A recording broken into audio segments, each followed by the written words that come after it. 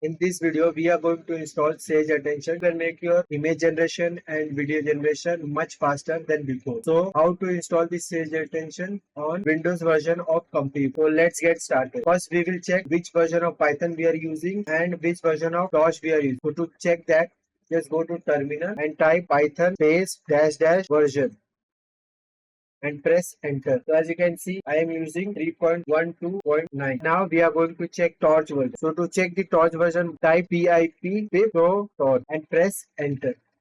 So as you can see, the 2.7.0 version of Torch plus CUDA 128 we are using. So now we are going to install Sage Attention of this version. So I will put the link in the description for this. 2.7.0 version of Torch is not available. We are going to use the 2.7.1 version of the Torch and Python version 312 and CUDA version 120. So just click download the version. I have already downloaded it. Now let's head to ComfyUI and now we are going to install it. So now we are going to just clear this terminal.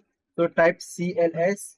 It will clear your terminal. So first we are going to install the Triton. So to install the Triton directly through your terminal, just type pip install Triton dash Windows and press enter. So as you can see, Triton has been installed. Now we are going to install the Sage Attention which we have downloaded. So go to the folder on which you have installed the Sage Attention package. Press shift and right click on it and you can see copy as path. So just click on copy as path.